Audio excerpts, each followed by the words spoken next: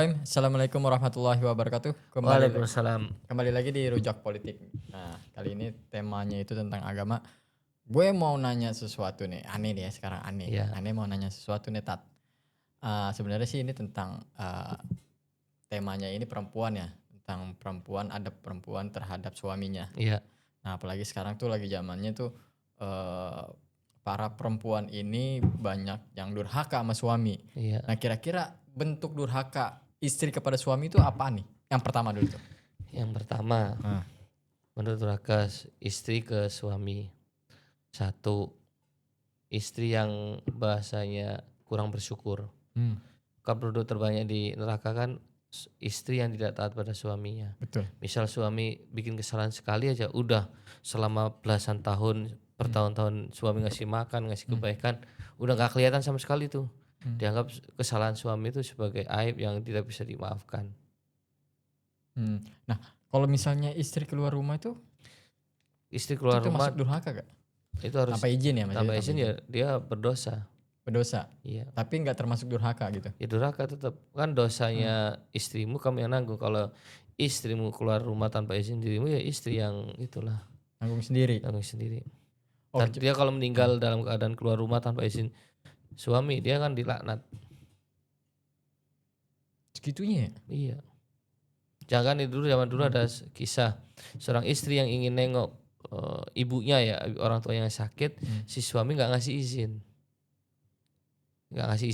Kalau dulu kan belum ada HP bro, belum ada izin dari suami.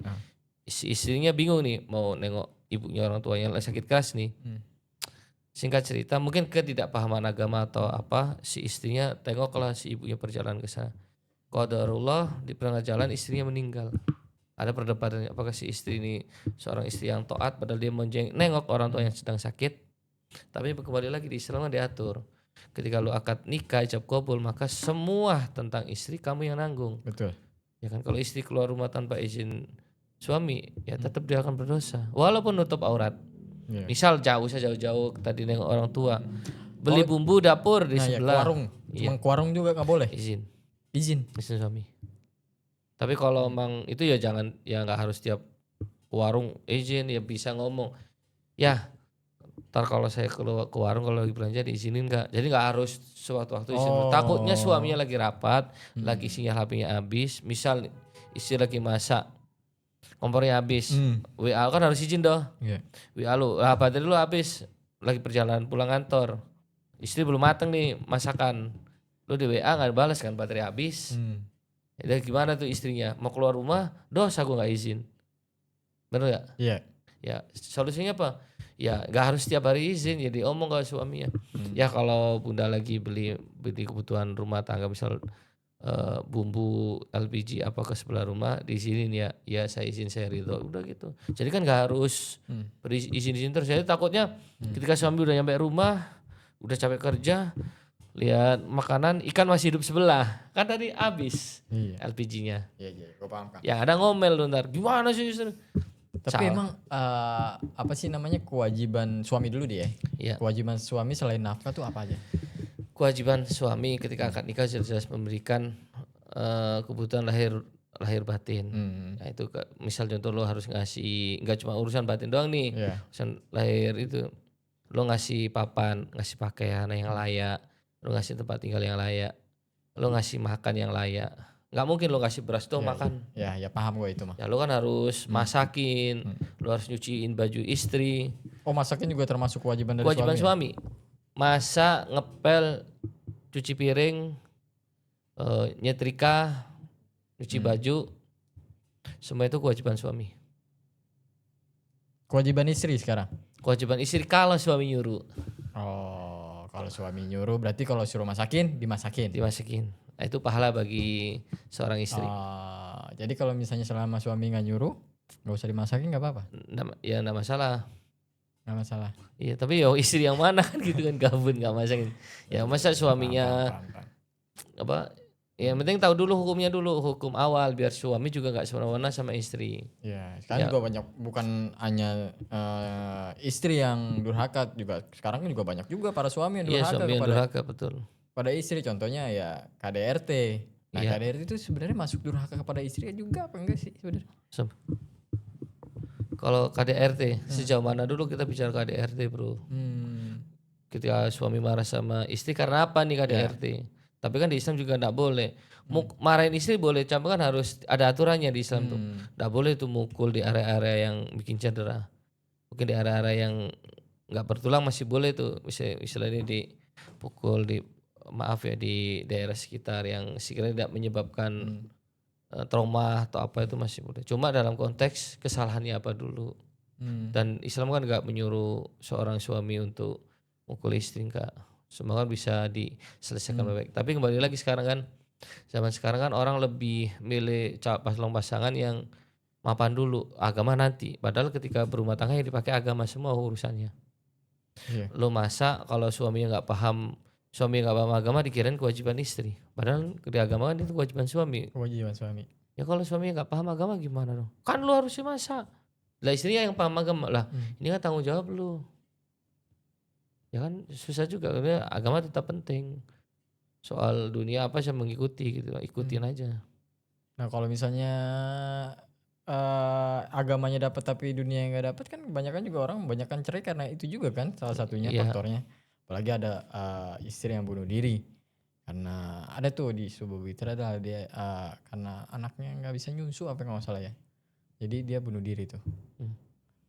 Ya kembali lagi kalau orang yang mengerti paham agama paling tentang rumah tangga, setidaknya itu ya walaupun hidup semiskin-miskinnya dia pasti akan rasa syukurnya sangat tinggi gitu. Tapi zaman sekarang kan orang kemakan gaya TikTok, gaya hidup mewah, ngelihat hedon gitu. Seakan-akan dipukul rata, suami saya kok miskin ya, sana kok orang kaya, padahal itu kan konten. Iya, belum tentu Kita kan main gitu di media, semua kan bisa. Yang padahal itu kita miskin amat semua kalau dibungkus konten kan bisa dibagusin semua. Tapi orang yang nggak paham keilmuan itu kan, buset, suami istri sana mewah banget hidupnya gitu. Gak pernah ibadah, punya mobil, punya ini, padahal itu cuma konten. Padahal kebahagiaan gak ada di situ kan. Nah sekarang kita masuk ke bagian istri nih, bagian istri lagi. Kalau misalnya istri disuruh tidak mau, misalnya alasan males atau capek nih, capek ya alasan capek lah, alasan capek atau gak enak badan. Disuruh ngapain dulu ini? Ya kan tadi lu bilang kan, kalau misalnya disuruh suami harus gitu kan. Nah kalau misalnya dia beralasan dengan kata-kata capek, letih, yang gak enak badan gitu-gitu, terus gimana tuh? Sekarang gini, sebenarnya itu kembali lagi butuhnya seorang suami yang mengerti ya. Kalau orang ngerti agama pasti harusnya dia juga ngerti kondisi istri. Suami capek kerja oke lah, kan istrimu juga di rumah ngurusin anakmu, bebersih rumah, ngepel semuanya, bla bla. Ada kata istrimu lagi tidur capean, mungkin kalau situ bisa mengerjakan sendiri kerjakan aja. Misal lu bikin kopi, gak harus bangunin istri kan. Lu tinggal nuang air nyalain selesai. Gak nambah masalah juga kan. Kasihan istri baru tidur. Ketika istri dibangunin ya namanya orang capek ya. Tar dulu deh lagi capek. Kalau urusan itu. Nah, tapi beda lagi kalau urusan misal suami mungkin di perjalanan naik motor lihat yang bening-bening misal, pulang, ketemu istri kan, dasteran. Istri dibangunin nolak ya itu yang dosa. Itu gak boleh tuh ya kalau nolak berhubungan gak boleh. Ya, kecuali lagi dapat haid atau sakit. Kecuali haid doang. Haid sama sakit kan. Kalau haid ya kan nggak bisa. Iya, haid nggak bisa. Kecuali haid sakit gitu ya. Sakit. Ya lo PA aja kalau istri lagi sakit masih lo ajak kan gitu kan. Berarti walau alasan apapun selain haid. Kalau istrinya itu paham agama pasti melaksanakan karena ibadah terbaik daripada logika ya daripada kan ibadah terbaik yang pahalanya besar kan berhubungan juga. Tapi kan gini juga bro, kalau misalnya istri itu emang capek sih ngurus anak, tiba-tiba diajakin sama suami, bukannya gak mau, capek gitu kaki lemes. Ya apalagi kita kan mayoritas di sini kan ibu-ibu tuh pada masak gitu kan, jaga anak. Iya kalau misalnya kerja kantoran juga masih tetap capek dong. Nah agar tidak menjadi durhaka kepada suami gimana? Ya dilaksanakan. Sekarang gini, seorang istri tidak ingin melihat suaminya melihat wanita lain. segini lah laki se, se sebanyak apa sih waktunya untuk berhubungan? Gayanya doang laki. Wah. Berhubungan paling 10 menit 15 menit kau. Kan enggak nambah selesai itu masalah dibandingkan istri nolak. Besok aja dah. Posisi suami lagi itu nih, lagi ada hajat nih kan gitu kan. Kalau bisa sakit hati kecewa kan gitu. Ngelihat orang lain, ada orang lain yang namanya wanita kan. Ada aja godaan gitu kan. Ya harusnya ya istri ya harus memahami juga gitu. Tapi suami juga paham dong. Ketika lu bisa nahan dalam arti konteks yang bisa ngelihat kondisi istrinya memang lagi capek, mungkin lagi ngurus anaknya ya harusnya mengerti gitu loh. Jangan gampang-gampang, lu istri gimana sih? Nah kita kan istri bukan orang lain lah dalam arti kan istri anak lain. Ngurusin anak lo nih. Ngurusin anak lo mandiin semuanya, lo sama-sama capek nih kan. Kalau memang udah hajat diskusi ngobrol aja. Gitu. Atau lo pas belum pulang lo WA dulu ke istri. Ya, yang ntar ada hajat ya atau apalah gitu. Si istri bisa paham dulu gitu kan. Bisa mengkondisikan kerjaan dia atau apalah, istri bisa ya itu kan ibadah bro. Tapi balik lagi kalau memang istrinya lagi sakit ya nggak bisa dipaksa juga. Gak bisa, lo kan istriku harus suatu waktu harus bisa gua ajak gitu. Ya nggak bisa juga. Balik lagi kan ya kita sebagai suami sih gitu sih. Ya harus paham sih, ya udah capek atau kalau nggak bisa malam ya subuh dapat kali subuh gitu atau apalah. Oke, ini agak lebih menyamping sedikit ini. Nah, jadi di poligami itu kan boleh ya. Dalam Islam kan poligami boleh. Nah, kenapa terkadang para istri ketika lakinya ingin berpoligami menyebutnya boleh, iya boleh silakan poligami, tapi nah seolah-olah dia nggak terima. Kembali lagi pemahaman soal poligami bro, kan nggak semua orang paham tentang poligami. Buktinya banyak orang perempuan yang mau dipoligami kan gitu kan, karena mungkin dia paham agama. Dan ada di sisi lain orang yang pengetahuan agamanya tidak sebagus orang lain yang berpoligami tadi itu kan. Sebenarnya nggak mau dipoligami sah, boleh-boleh aja, cuma jangan membenci poligami itu. Yang nggak boleh kan benci poligami, seakan-akan poligami itu suatu keburukan, padahal enggak. Daripada suamimu berzina tetek bengek, banyak faktor kan biasanya. Mungkin istrinya tidak sebegitu melayani ke suami sehingga suaminya mungkin ada pandangan menyampaikan ke istrinya, boleh nggak saya poligami? Tapi ya suami harus tahu diri juga kan. Kalau emang suaminya hidupnya susah, gaji 2 juta pengen poligami di Jakarta, ya mikir gitu loh. Balik lagi sesuai kemampuan gitu loh. Ya nggak bisa lah bahasanya apa, lu gaji 2 juta yang mau poligami ya itu kasihan tuh janda tuh lah, anaknya buat makan aja susah, susu pakai tajin ya. Nah terus lanjut nih, nah terkadang kan poligami itu juga jadi kedok gitu kan, maksudnya bukan ya mentang-mentang poligami halal jadi dia memuaskan dengan padahal kan Rasulullah juga kan menikahi kan janda-janda gitu setelah kan. menikah meninggal. Iya, menikah juga meninggal kan, Baru nikah lagi. Nikah lagi dengan janda gitu kan. Ada. Nah, kenapa nih malah justru di poligami ini malah bukan nyari yang lebih tua, malah lebih muda lagi. Bahkan ada yang masih perawan. Iya.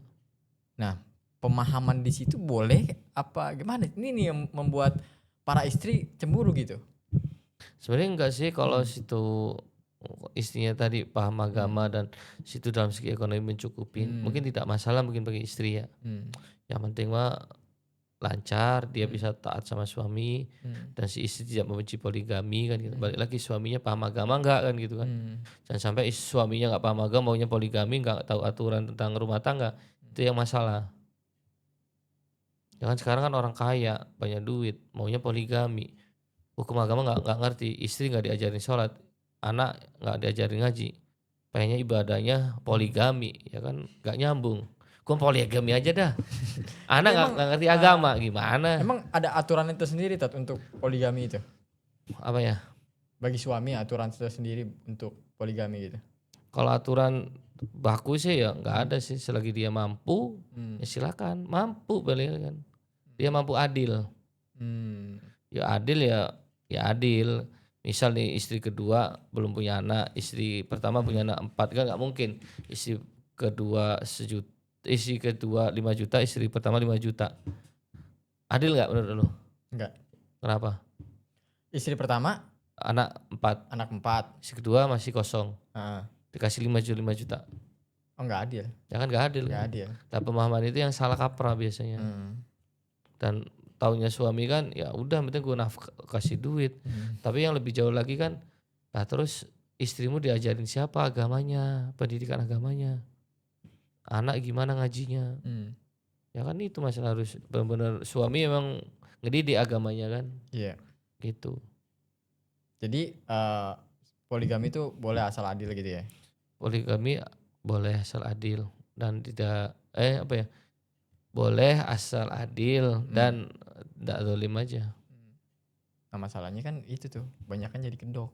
Yang tadi gue bilang, para suami malah cari istri baru lagi, berpoligami dengan yang lebih muda lagi. Iya. Mau yang muda lagi atau apa ya sah-sah aja, nggak ada yang salah daripada berzina. Tapi ya nggak bisa dikasih alasan. Daripada gue zina mending poligami dong. Ya, nanya lagi, lo kebutuhan rumah tangga lo udah lo cukupin belum? Tapi emang pada dasarnya poligami itu harus izin ke istri dulu apa enggak? Enggak. Enggak. Secara apa enggak harus izin. Enggak harus izin. Enggak. Tapi di undang-undang kita harus izin istri mengetahui, kalau enggak dianggap zina kan. Kalau di undang Indonesia ya. Oh padahal hukum aslinya itu enggak harus izin istri. Enggak harus izin. Enggak harus izin. Gitu. Dan harus izin, yang penting kan sah dan dia tidak berzina itu boleh. Nah untuk para istri nih gimana nih biar lebih, kalau sama istri ya yang udah nikah apa yang belum nikah nih? yang udah nikah. Yang udah nikah ya, seorang istri harus paham juga suami itu sebenarnya simpel, apa ya, cukupi kebutuhan dia biologisnya, selesai itu masalah, benar gak? Kita orang sebagai laki-laki selesai tuh, belum ada masalah, cukupi kebutuhan biologis, kelar tuh. Kalau untuk suami? Untuk suami ke istri, maksud gua saran lu untuk suami lah, para suami. Para suami saran saya ya, lihat istrimu itu bukan keluargamu, istrimu itu adalah orang lain. Istrimu itu bukan daripada keturunan atau orang saudaramu, dia orang lain yang rela ngurusin kamu kan, itu diurusin, cuciin baju, dimasakin. Dia bukan pembantu, bro. Iya. Ya kan, dia orang lain. Ya kan? Ya datang ngurusin ngurusin situ. Lah tahu-tahu lu suruh orang tua yang hidupin dia sampai gede. Tahu-tahu lu suruh ngepel, suruh masak, suruh nyuci, dan mau dia kan. Masa lu sia-siain? Ya lu berterima kasih sama dia dong. Mau ngebantuin dia dong. Dengan apa lu punya rezeki lebih ya lu kan nafkahi, anggaplah itu sedekah kan. Nafkah kepada istri kan itu sedekah. Ya kebayang lah, ada orang tua yang punya anak perempuan sampai besar, dikasih makan, dihidupin layak sehingga dia dewasa jadi orang yang tangguh, cantik, pinter, terus nikah sama lu sewana-wana, ya kan nggak boleh juga. Nah sekarang buat perempuan yang belum nikah nih. Ya perempuan yang belum nikah, karena kita udah nikah ya. Perlu cari apa sih tujuan nikah sih. Lu nikah mau ngapain kan gitu kan. Lu harus paham dulu, ada namanya pranikah, lu harus paham batasan hak tanggung jawabnya seorang istri dan suami. Cari suami yang mengerti dan mau sholat tuh gitu. Yang ngerti agama sama yang mau sholat gitu ya? Yang ngerti dan sholat. Kalau lu punya suami dan dia gak sholat, apa yang lu harapin? Kalau misalnya nih ada yang datang ke perempuan, si calon perempuan, dia ngerti agama, mau sholat, tapi ditolak karena kemampuannya tidak mencukupi maharnya. Iya. Nah itu gimana? Ya, itu hak seorang perempuan untuk menolak kan. Laki-laki hak untuk memilih, perempuan hak untuk menolak. Ya, Islam kan diajarin bro, kalau itu Islam ada bibit-bibit bobotnya. Lo lihat dulu agamanya, terus lo boleh lihat segi akhlaknya, ke belakangnya juga ada. Apa-apa ya jadi ya? Nggak masalah. Nggak masalah. Tapi kan kata orang dulu juga pernah tuh sebutannya kalau lu nolak jodoh, ntar lu bakalan lama lagi tuh jodohnya. Kalau misal maaf nih, kalau yang ngelamar si perempuannya cantik misal, yang datang laki yang dalam kondisi yang kurang enak dilihat kondangan lagi tuh kan. Iya. Terus si istri nolak, apakah dia berdosa? Kan enggak. Kan dia pantas gak diajak kondangan? Enggak pantas nih ya. Ya sah-sah aja bro. Apa-apa nolak. Yang penting dengan akhlak dong, jangan hina maki-maki. Gimana lu itu, masa gue malu, ya kan nyakitin itu. Nah kalau untuk laki-laki yang belum nikah nih? Laki-laki yang belum nikah, sebelum nikah, lu harus paham tanggung jawabnya apa. Laki-laki itu kan tanggung jawabnya ada bro. Lu akan menanggung jawab soal orang tua, seorang ibu ya, istrimu. Terus lu harus paham agama juga, mengetahui semuanya. Dan lu pastinya lu harus mampu gitu loh, kerja keras lebih. Nah satu pertanyaan terakhir nih. Pertanyaan terakhir, terkadang tuh istri tuh cekcoknya bukan sama suami. Kadang ada suami dalam keluarga harmonis, tetapi kepada mertua itu yang tidak harmonis. Ada laki-laki suami ngasih ke orang tuanya, sama istrinya tidak boleh. Nah itu gimana? Kembali lagi ya, seorang suami itu harus tetap berkewajiban mengurus orang tua, memberikan nafkah atau bisa mencukupi kebutuhannya. Yeah. Terus seorang istri harus paham dong, suami juga punya hak, orang tua punya hak. Selainnya dia nanti kan si istri bakal jadi ibu, dia bakal punya anak laki. Gimana rasanya ketika lu punya anakmu nggak boleh ngasih nafkah istrimu. Misal istrimu udah tua, dia punya anak, nikah nih, punya anak laki-laki nih, nikah sama perempuan lain. Suamimu anakmu ini nggak boleh ngasih nafkah, bantuin ibunya, sakit nggak lo istrimu? Ya dilihat seperti itu aja. Ya udah, itu kan baktinya seorang anak kepada ibunya. Ketika urusan ibunya selesai ya insya Allah hidupmu bakalan enak gitu. Saya sendiri aja contoh, kebetulan saya tinggal bareng kan. Saya sebelum nikah ngomong tuh sama istri, nikah ya, saya mau nikah ya, boleh nggak saya ngajak orang tua saya? Kok ngajak orang tua, kenapa? Ya gue alasan, saya dulu orang susah dan sekarang alhamdulillah saya punya rezeki lebih. Gue bilang gitu. Saya ingin berbakti kepada orang tua. Dulu saya memang beberapa susah, nggak bisa memberikan yang terbaik kepada orang tua. Saya takutnya ketika saya di Jakarta, saya makan ayam, ibu saya di kampung makan tempe atau ikan asin. Saya ngerasa berdosa, gue bilang gitu kan. Dan alhamdulillah istri paham juga, ngerti. Ya udah bawa gitu loh. Sampai gue ngomong, saya ngasih orang tua dan dia nggak ngomong juga, nggak harus. Mertua gue juga kasih dong, lo ngasih ibu, nggak kan nggak ada kewajiban juga seorang suami ke mertua juga kan gitu. Saya tetap ke ibu dia. Kalau ada rezeki lebih ya gue kasih, silakan kamu kasih ke mertua. Teman dibalik lagi nggak ada kewajiban untuk memberikan kepada orang tua. Mertua ke ibu ya kita berbakti ke ibu saya. Kalau kadang-kadang perempuan nggak paham, ya harus adil dong, mertua juga dong. Enggak juga, nggak ada hukum ke situ bro. Oh nggak ada hukum. Nggak ada hukum ke mertua, harus nggak ada kewajiban untuk. Kalau misalnya dia ngasih diem-diem dari duit suami? Siapanya? Iya misalnya kan istri. Suami kerja, nah istri nih diem-diem dan nyisihin lah duit bulanan dia dari suami nih buat si mertua. Iya. Tanpa bilang suami, itu hukumnya apa? Nggak boleh mencuri, nggak boleh. Harus ngomong sama suami, suami harus paham juga dong. Oh ya udah nggak apa-apa. Ya, selagi nggak mengganggu perekonomiannya, ya sah aja. Siapa yang didulukan kalau ke rumah tangga ya? Kemampuan sejauh mana? Ya, tetap keluarga dulu dong. Anak istri kan nggak boleh ditelantarkan. Masa lo mau mencukupin gaji misal 5 juta, ibu dikasih 4 juta, istri kasih, nggak bisa gitu dong. Lo kan ada hak, ada kewajiban nih. Kewajiban ngasih nafkah anak istri. Istrimu kan bukan pembantu bro, yang mau ngurusin lo. Ya lo harus memberikan nafkah. Kalau memang ada lebih silakan kasih orang tuamu. Gitu. Yang salah kaprah sekarang kan itu apa? Istri menolak suaminya untuk taat kepada ibunya kan gitu kan. Yeah. Atau setidaknya, gua sampai tadi saya lanjut. Jangan urusan itu. Saya misal beliin, contohlah kemarin pas sebelum lebaran saya beliin ibu saya itu, istri bernama istri, gelang 10 gram. Itu sebelum naik mas itu. Ya saya beliin itu ibu saya 12 gram, pokoknya lebih mahal daripada punya istri. Itu kalau pemahaman saya gitu doang. Jadi saya nggak mau ngasih orang tua saya di bawah daripada kualitasnya istri. Bisa beliin baju istri harga 500.000, ibu saya harus lebih mahal. Karena saya ingin ya saya masih bahasanya apa ya? Ya ibu saya harus di atas dari istri gitu loh. Bakti saya kepada seorang anak ya. Karena dulu ada kisah bro. Ada orang yang zaman Nabi dulu, ada orang yang meninggal gara-gara Nabi gak menyolatin atau nyuruh bakar apa kalau nggak salah. Gara-gara si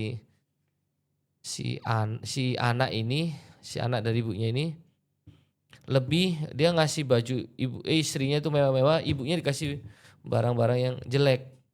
Sakit hati ibunya nih, nggak ridho, nggak ikhlas sama ini anaknya. Meninggal nggak dimakai-makamin. Karena masalah kain nggak salah itu, baju apa kain atau apa ya. Intinya dia ngeduain ibunya lah, bahasanya kualitasnya ibunya murah banget, istrinya mahal banget. Ibunya tahu sakit hati, nggak ridho sama anaknya walaupun dia udah nikah. Kalau nggak salah di kisahnya seperti itu. Saya ngambil dari kisah itu aja. Jadi saya kalau memang ada rezeki lebih ya saya beliin ibu saya jauh lebih baik. Ya nggak jauh-jauh amat. Istri misal 600, ibu saya 650 kayak ada selisih dikit aja. Enak hidup serius ya. Saya ngejalanin kan.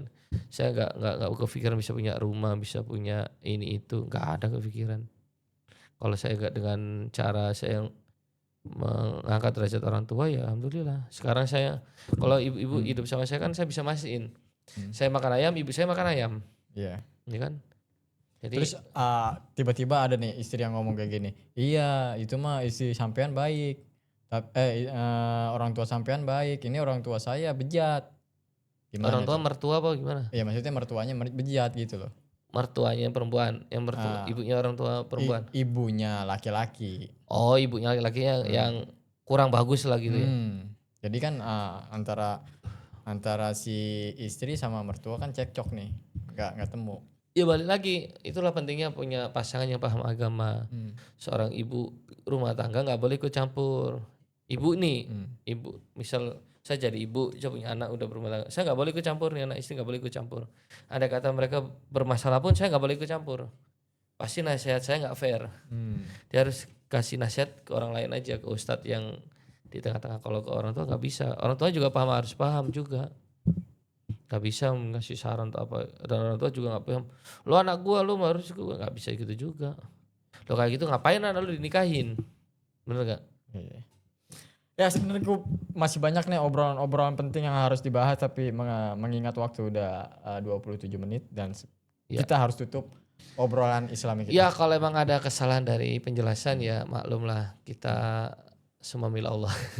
Aldi Taher. Sekian dari kami Rujak Politik. Assalamualaikum warahmatullahi wabarakatuh.